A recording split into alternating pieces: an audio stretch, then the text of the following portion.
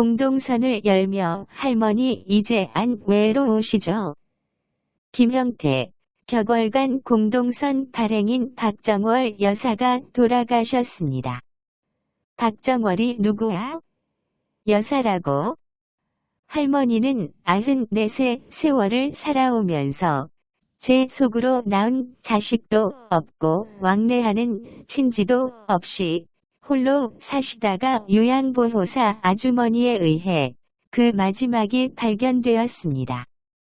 정원에 뜬 달이란 아름다운 뜻을 가진 그 이름을 아는 이는 이 세상에 몇이 안 됩니다.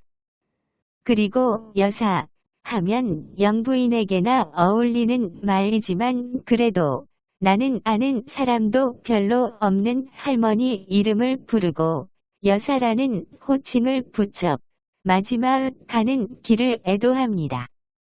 몇 년 전 온 천지가 타들어 가득 뜨겁던 어느 여름날 할머니를 병원에서 처음 뵈었습니다. 구순의 할머니는 다리를 다쳐 병원에 누워 계셨는데 너무도 정정하셨습니다. 할머니는 얼마 안 되는 재산이지만 평화와 통일을 위해 잘 써달라는 뜻을 밝히셨습니다. 당신은 처녀 시절 미혼인 줄 알고 결혼했던 남편이 전처소생 자식을 셋이나 데리고 있다는 걸 뒤늦게 알았습니다. 그래도 그 애들을 위해 제 자식 안 낳고 잘 키웠습니다. 사업 수완이 있어 가족 생계를 책임졌고 전처 자식들 시집 장가 보낼 때 먹고 살 미천도 마련해 주었습니다. 그런데 그들은 할머니 잘 모실 생각은 않고 재산에 관심을 가지다가 급기야 얼마 전에는 막말까지 해대고 결국 민형사 소송에까지 이르게 되었습니다. 할머니는 형제들이 이북에 있어 아주 오래전 북에 가려다 붙잡혀 국가보안법으로 감옥살이를 한 적이 있고 그 뒤 북에 있는 조카들과 연락이 닿아 제법 큰 돈을 보내주기도 했습니다. 그런데 전처 자식들은 이런 왕래 편지를 빌미로 할머니를 국가보안법으로 고발하겠다는 으름장을 놓기도 했습니다. 이제 마지막 길에 찾아와 엎드려 절할 이가 없어 빈소도 차리지 못한 터의 왕래가 별로 없던 조카들과 전처 자식들의 연고권 문제로 장례도 제때 못 치르고 할머니는 차가운 냉동고 속에 속절없이 누워 있습니다. 참, 하느님도 무심하시지? 저 냉동고 속 할머니 처녀 시절 왜 속아서 결혼을 하게 내버려 두셨나요? 마음 넓은 총각 만나 토끼 같은 새끼들 낳아 증손주들 재롱 보다가 눈 감도록 해주셨더라면 얼마나 좋았을까요? 아니, 그런 호사는 못 누리더라도 그저 전처 자식들이며 조카들이라도 마지막 가는 길에 달려와 엎드려 절하고 눈물로 보내드리게 하실 수는 없는 건가요? 할머니 유지를 받들어 뒷일을 수습해야 할 나로서는 참으로 원망스러웠습니다. 잠이 안 와 뒤척이다. 곰곰 생각해보니 어디 저 할머니일 뿐 아니라 세상사 모두가 그렇더군요.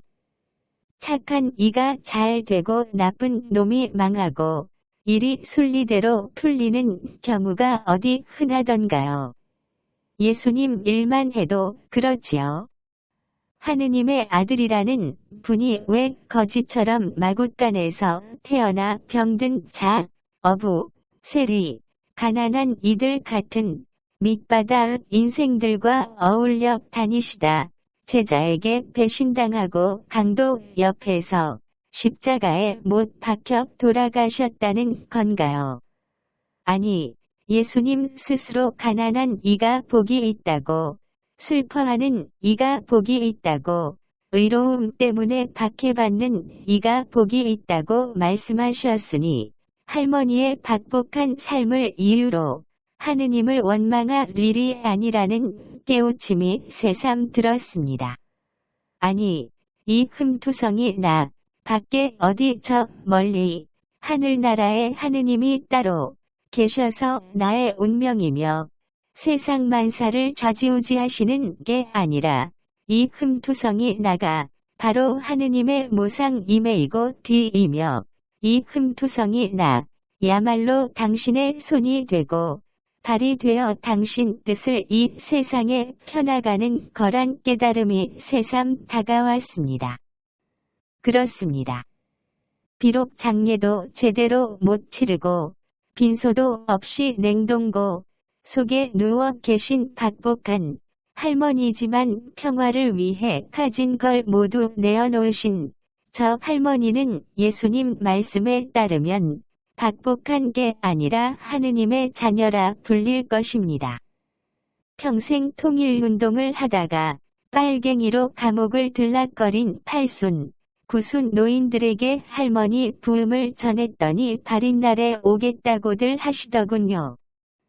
그리고 화장한 유골은 먼저 가신 빨갱이 할아버지들이 있는 북한산 자락 어느 절에 같이 모시러 했습니다. 평생 외로우셨던 할머니도 이제 더 이상 외롭지 않으시겠죠.